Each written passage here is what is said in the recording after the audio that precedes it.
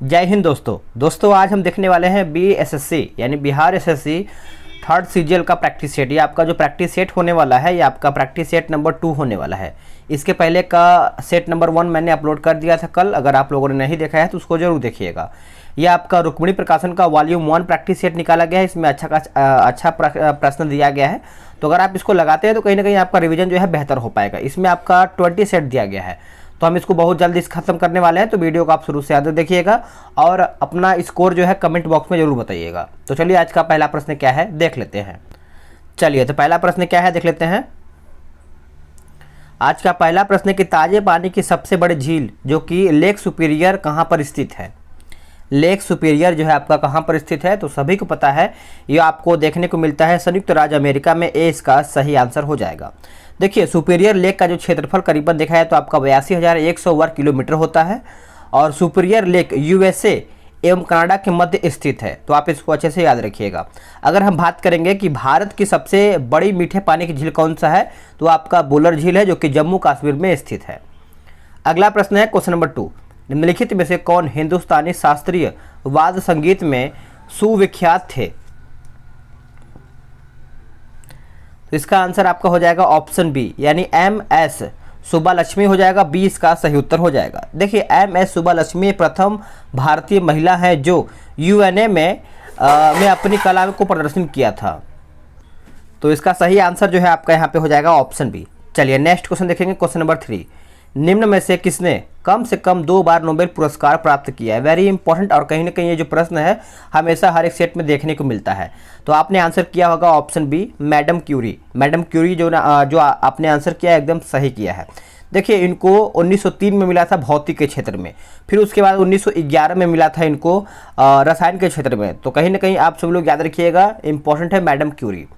चलिए नेक्स्ट प्रश्न देखेंगे, क्वेश्चन नंबर 4। क्वेश्चन नंबर 4 आपका यहाँ बोला कि सविनय अवज्ञा आंदोलन में गांधी जी के बाद सत्याग्रह का जो नेतृत्व है किसने किया था। तो गांधी जी की अगर हम बात करेंगे तो उसके बाद किसने किया था, तो आपका उत्तर हो जाएगा ऑप्शन डी सरोजिनी नायडू। सरोजिनी नायडू इसका सही उत्तर हो जाएगा। सविनय अवज्ञा आंदोलन के दौरान धरासना यानी धरासना स्थान आंदोलन का केंद्र बिंदु था। नेक्स्ट प्रश्न क्या है कि भारतीय रंगमंच में यवनिका यानी पर्दा का शुभारंभ किसने किया था। पर्दा का जो शुभारंभ है ये किसके द्वारा किया गया था, तो इसका उत्तर आप सभी लोग याद रखेंगे। करेक्ट आंसर आपका हो जाएगा क्वेश्चन नंबर 5 का ऑप्शन सी हो जाएगा, यूनानियों ने। किसने किया था, यूनानियों ने। देखिए भारत में संगीत की जो शुरुआत है आपका सामवेद से होता है। भारत में प्रथम नाटक पर सैद्धांतिक पुस्तक जो है आपका भर्तृहरि के भारतनाट्यम पुस्तक है। नेक्स्ट प्रश्न है क्वेश्चन नंबर 6, बोला गया है कि 57वां ज्ञानपीठ पुरस्कार 2022 निम्नलिखित में से किसे प्रदान किया गया है। किसको प्रदान किया गया है, तो ये प्रदान किया गया आपका दामोदर माउजो को, यानी ऑप्शन जो है आपका डी सही हो जाएगा। भारतीय संविधान में संसद के दोनों सदनों की संयुक्त बैठक का प्रावधान किस देश के संविधान से प्रेरित है। ये कौन से देश के संविधान से प्रेरित है, तो आपको पता ही होगा ऑस्ट्रेलिया से। कहाँ से, ऑस्ट्रेलिया, यानी ऑप्शन ए इसका सही उत्तर हो जाएगा। देखिए ऑस्ट्रेलिया से आपका क्या क्या लिया गया उसको हम देख लेते हैं। समवर्ती सूची आपका ऑस्ट्रेलिया से लिया गया है और संयुक्त अधिवेशन भी आपका ऑस्ट्रेलिया से लिया गया है। और वही हम बात करेंगे ब्रिटेन से, तो ब्रिटेन की अगर हम बात करें तो विधि का शासन और एकल नागरिकता। अमेरिका भी देख लेते हैं, अमेरिका से आपका मूल अधिकार लिया गया है, संविधान का सर्वोच्चता लिया गया है और राष्ट्रपति पर महाभियोग, वेरी इंपॉर्टेंट, ये लिया गया है। ठीक है, तो आप इसको अच्छे से याद रखेंगे। चलिए आगे देखते हैं, अगला प्रश्न क्या है, क्वेश्चन नंबर 8 कि भारत में उगाई जाने वाली अधिकतर कॉफ़ी की किस्म है कहाँ पर उगाई जाती है, ये कौन सा है। तो इसका उत्तर अगर आप सब लोग याद रखेंगे तो आपका उत्तर हो जाएगा 8वें का ऑप्शन सी यानी अरेबिका हो जाएगा। देखिए भारत में अरेबिका जो है अधिकतम कॉफ़ी उगाने वाली एक किस्म है। काफ़ी भारत में सबसे अधिकतम जो है आपका कर्नाटक राज्य में होता है, तो आप इस पॉइंट को अच्छे से याद रखेंगे। अगला प्रश्न है, किस योजना के अंतर्गत सरकार ने वह कृषि नीति बनाई जिसने हरित क्रांति को जन्म दिया है। तो हरित क्रांति को जन्म दिया है, तो इसका आंसर आपका हो जाएगा ऑप्शन डी तृतीय पंचवर्षीय योजना, इसका उत्तर हो जाएगा। देखिए तृतीय पंचवर्षीय योजना की अगर अवधि की अगर हम बात करेंगे तो ये आपका 1961 से लेकर के 66 के बीच में इसका अवधि था। और ये भारत और चीन और पाकिस्तान से युद्ध पड़ना तथा जो इसका युद्ध लड़ा गया था उसी के हिसाब से यह जो आपका सूखा और अकाल का यहाँ पे सामना भी करना पड़ा था। तो इस प्रकार से आप इसको अच्छे से याद रख सकते हैं। अगला प्रश्न है कि अवमूल्यन का प्रमुख लक्ष्य होता है, अवमूल्यन का प्रमुख लक्ष्य होता है, तो इसका आंसर आपका हो जाएगा ऑप्शन बी, यानी निर्यात को बढ़ावा देना, निर्यात को बढ़ावा देना, इसका आंसर आपका बी सही हो जाएगा। चलिए नेक्स्ट प्रश्न आपका देख लेते हैं। क्वेश्चन नंबर आपका यहाँ पे 11 नंबर बोल रहा है कि संरचनात्मक बेरोजगारी का कारण क्या है, संरचनात्मक बेरोजगारी का कारण क्या है, तो इसका आंसर आपका हो जाएगा ऑप्शन डी, अपर्याप्त उत्पादन क्षमता, यानी ऑप्शन आपका डी सही हो जाएगा। नेक्स्ट प्रश्न आपका बोल रहा है कि भारतीय संविधान ने भारत को किस प्रकार वर्णित किया है, भारत को किस प्रकार वर्णित किया है, तो ये आपका हो जाएगा ऑप्शन बी, एक राज्यों का संघ, एक राज्यों का संघ इसका सही उत्तर हो जाएगा। अगला है कि लोकसभा द्वारा पारित धन विधेयक राज्यसभा द्वारा भी पारित मान लिया जाता है यदि उच्च सदन उस पर किस समय सीमा में कार्य संपादन न कर सके। तो 13 की अगर हम बात करें तो इसका उत्तर आपका हो जाएगा ऑप्शन बी 14 दिन, क्या हो जाएगा 14 दिन इसका सही उत्तर हो जाएगा। सरदार वल्लभ भाई पटेल की तुलना निम्नलिखित में से की जाती है किससे। देखिए सरदार वल्लभ भाई की अगर हम बात करें तो ये आपका हो जाएगा ऑप्शन डी, बिस्मार्क से किया जाता है, आंसर आपका डी सही हो जाएगा। बिस्मार्क ने जर्मनी का एकीकरण किया है, वह एक महान राजनीतिज्ञ थे। सरदार वल्लभ भाई पटेल ने भारत का एकीकरण किया है। अगला प्रश्न है कि नेताजी यानी इंडियाज इंडिपेंडेंस एवं ब्रिटिश आर्काइव्स पुस्तक के लेखक कौन हैं। तो ये पुस्तक के लेखक आप सभी लोग याद रखेंगे डॉक्टर कल्याण कुमार डे, ऑप्शन आपका सी हो जाएगा। किसी वस्तु का पूंजी तथा उत्पादन का अनुपात किसका माप है, किसका माप है बताइएगा। तो ये आपका हो जाएगा उत्पादन की प्रति इकाई में निविष्ट पूंजी की राशि, यानी ऑप्शन आपका जो भी है सही आंसर हो जाएगा।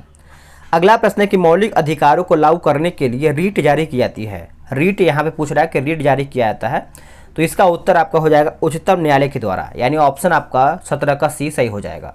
देखिए मौलिक अधिकार के हनन होने पर उच्चतम न्यायालय एवं उच्च न्यायालय रीट जारी कर सकता है। नेक्स्ट प्रश्न क्या है देख लेते हैं कि भारतीय अक्षय ऊर्जा दिवस या नवीनीकरणीय ऊर्जा दिवस प्रत्येक वर्ष किस तिथि को मनाया जाता है। तो कौन सी तिथि को मनाते हैं, तो इसका उत्तर आपका हो जाएगा ऑप्शन डी, 20 अगस्त को हम मनाते हैं। आप इसको अच्छे से नोट डाउन कर सकते हैं। नेक्स्ट प्रश्न है कि गांधी इन चंपारण पुस्तक के लेखक कौन है। गांधी इन चंपारण की अगर हम बात करेंगे तो ये आपका हो जाएगा ऑप्शन बी, दीनानाथ गोपाल तेंदुलकर हो जाएगा, बी इसका उत्तर हो जाएगा। निम्नलिखित देशों में से किस देश में टकला मकान मरुस्थल स्थित है। तो ये भी आपका इंपॉर्टेंट है, कई बार एग्जाम में देखने को मिलता है, तो ये आपका चाइना में देखने को मिलता है, बी इसका उत्तर हो जाएगा। अगर हम बात करेंगे मंगोलिया में कौन सा स्थित है, तो आपका गाबो यानी गोबो इस प्रकार से आपका मरुस्थल जो है यहाँ पर देखने को मिलता है, तो आप इसको अच्छे से याद रख सकते हैं। ठीक है, गोबी है, गोबी।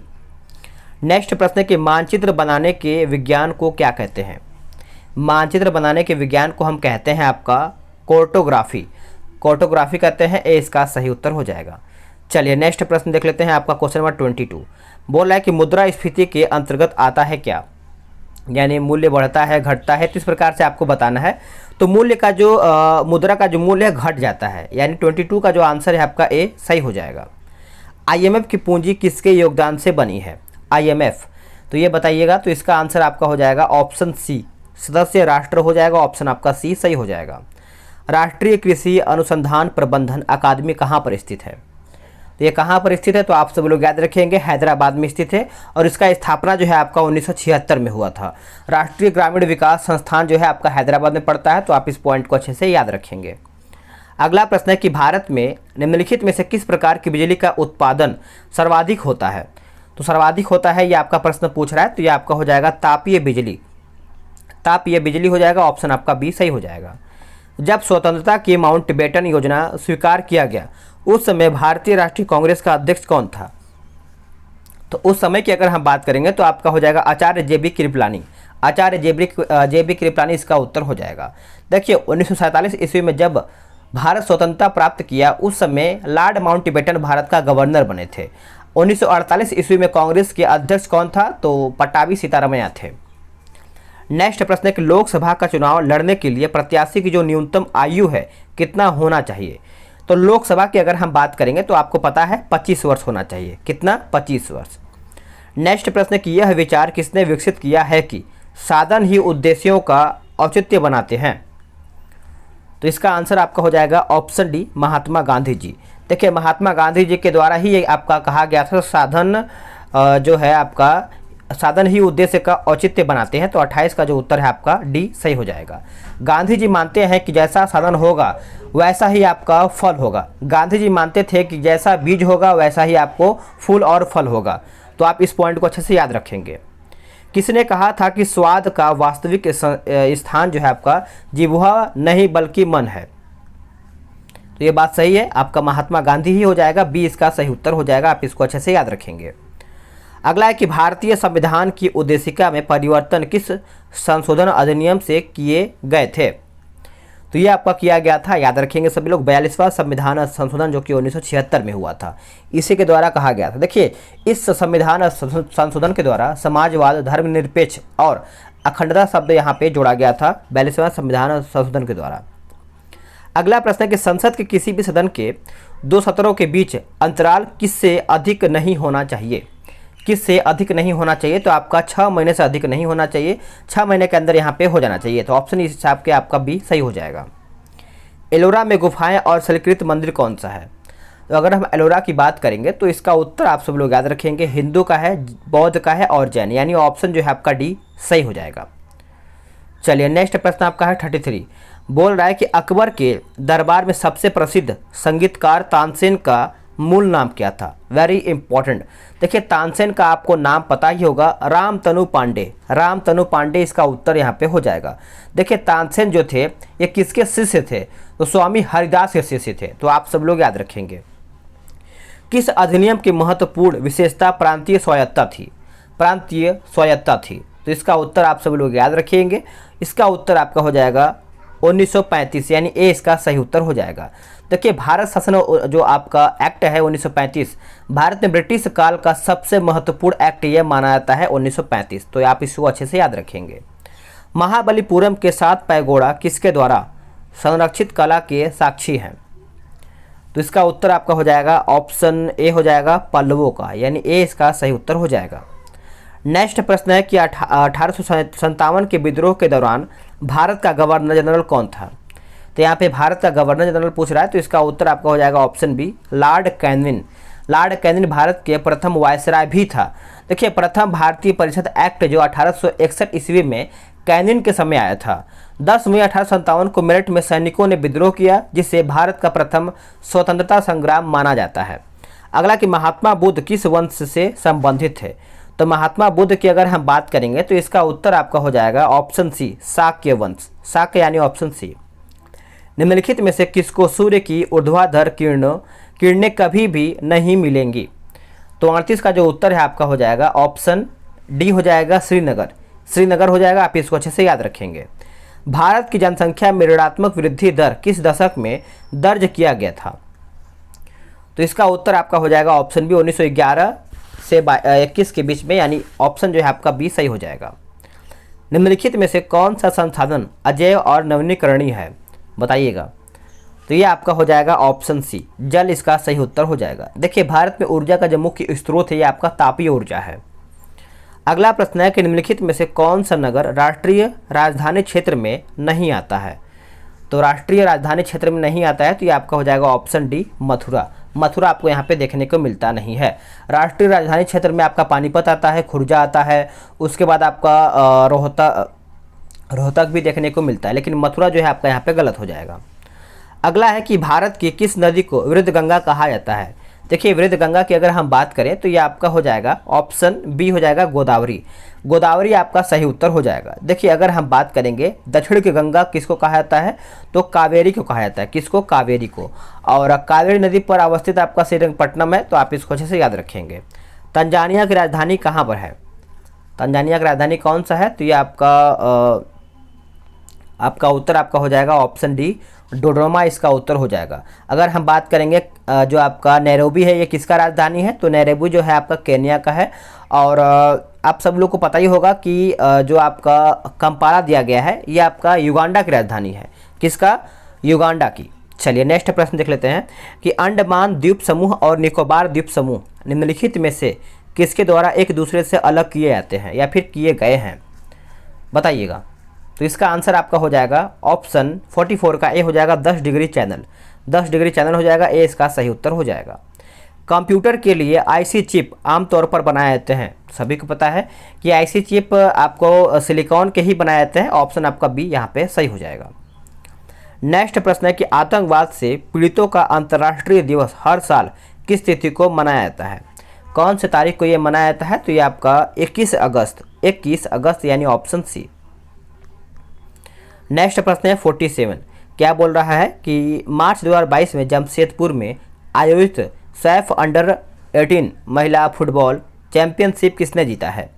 तो ये किसके द्वारा जीता गया है? तो आप सब लोग को पता ही होगा, भारत हो जाएगा। क्या हो जाएगा? भारत, यानी ऑप्शन बी। नेक्स्ट प्रश्न है कि मार्च 2022 में किसे एबल पुरस्कार 2022 किसे दिए जाने की घोषणा किया गया है? तो 48 की अगर हम बात करेंगे तो ये आपका डेनिस पार्नेल सुलिवन हो जाएगा। ऑप्शन आपका सी सही हो जाएगा। पंचायती राज सम्मिलित किया गया है कौन से सूची में? तो ये आपका सम्मिलित किया गया है, आप सब लोग याद रखेंगे, राज्य सूची, यानी ऑप्शन बी। नेक्स्ट प्रश्न है कि बिहार सरकार ने किसकी जन्म दिवस को शिक्षा दिवस के रूप में मनाने की निर्णय लिया है? तो इसका उत्तर आपका हो जाएगा 50 का, आप सब लोग याद रखेंगे। आंसर आपका हो जाएगा मौलाना अबुल कलाम आज़ाद हो जाएगा। सी इसका सही आंसर हो जाएगा। चलिए नेक्स्ट प्रश्न देख लेते हैं। बोला है कि पृथ्वी के वायुमंडल की कौन सी परत रेडियो तरंगों को पृथ्वी के पृष्ठ पर परावर्तित करती है? तो इसका आंसर क्या होगा? इसका आंसर आपका हो जाएगा आयन मंडल। क्या हो जाएगा? आयन मंडल इसका सही उत्तर हो जाएगा, याद रखेंगे। आयन मंडल जो है आपका संचार मंडल के लिए आदर्श मंडल माना जाता है। अगला प्रश्न है कि निम्नलिखित में से कौन सा युग्म सही सुमेलित नहीं है, यानी गलत कौन सा है? तो अगर हम गलत की बात करें तो ये आपका हो जाएगा पॉलीप्रोपेलिन जो है आपका थर्मोप्लास्टिक, यही आपका गलत हो जाएगा। तो इस प्रकार से आपका 53 का 52 है ना, तो 52 का यहाँ पे बी होगा ना, यहाँ पे बी हो जाएगा। पीवीसी थर्मोस्टेटिंग, यही आपका यहाँ पे गलत दिया गया है। देखिए पीवीसी जो है आपका थर्मोप्लास्टिक होना चाहिए, तो ये आपका होना चाहिए था, ये आपका जो दिया गया है। अगला है पेट्रोल से लगी आग को बुझाने में जल प्रभावी नहीं होता है, ऐसा क्यों? ऐसा इसलिए कि जल और पेट्रोल एक दूसरे में अमिश्रण होते हैं और पेट्रोल ऊपरी परत बनाता है, अतः वो जलता रहता है। तो आपको पता ही होगा, आंसर आपका डी यहाँ पे सही हो जाएगा। अगला प्रश्न क्या बोल रहा है कि गैस के गुब्बारे में हाइड्रोजन गैस की जगह हीलियम गैस का प्रयोग किया जाता है, ऐसा क्यों? ऐसा इसलिए किया जाता है कि यहाँ पे ऑप्शन जो आपका आधा यहाँ पे सही हो जाएगा, यानी ऑप्शन आपका सी सही हो जाएगा। फलों को कृत्रिम रूप से पकाने के लिए प्रयुक्त गैस कौन सा है? तो फलों को कृत्रिम रूप से पकाने के लिए जो आपका यहाँ पे गैस है, ये आपका एसिटिलीन हो जाएगा, ये आपका यहाँ पे सही आंसर हो जाएगा। चलिए नेक्स्ट प्रश्न आपका यहाँ पे देख लेते हैं 56 नंबर। बोला है कि माणिक्य यानी रूबी और नीलम किसके ऑक्साइड हैं? किसके ऑक्साइड हैं बताइएगा। तो देखिए इसका आंसर जो है आपका हो जाएगा एल्यूमिनियम का। किसका? एल्यूमिनियम, यानी ऑप्शन डी। एक फोटो सेल में प्रकाश ऊर्जा को परावर्तित किया जाता है किसमें? परिवर्तित किया जाता है किसमें? तो ये आपका हो जाएगा विद्युत ऊर्जा में, विद्युत ऊर्जा, यानी ऑप्शन डी। नेक्स्ट प्रश्न है कि योस्टो की नलिका मानव शरीर के किस भाग में स्थित होती है? तो ये आपको देखने को मिलता है कान में, यानी ऑप्शन आपका बी यहाँ पे सही हो जाएगा। चलिए आगे देखेंगे अगला प्रश्न क्या है। 58 का मैंने आंसर बता दिया है, तो अब हम 59 देखेंगे। यदि मनुष्य की एक ही आँख होती है तो तो देखा जाए तो आपका यहाँ पे आंसर आपका हो जाएगा बी और सी, यानी दृश्य क्षेत्र कम हो जाता है और त्रिमिवी जो आपका प्रतिबिंब दिखाई नहीं देता है। इस प्रकार से ऑप्शन जो है आपका यहाँ पे डी सही हो जाएगा। अगला है कि रुधिर स्कंदन में मदद करने वाला जो विटामिन कौन सा है? विटामिन के बारे में पूछ रहा है, तो ये आपका हो जाएगा विटामिन के। विटामिन के इसका सही हो जाएगा। अगला प्रश्न है, बोल रहा है कि निम्नलिखित में से कौन सा सही मेल है? यहाँ पे कौन सा सही मेल है, तो सही का बताइएगा।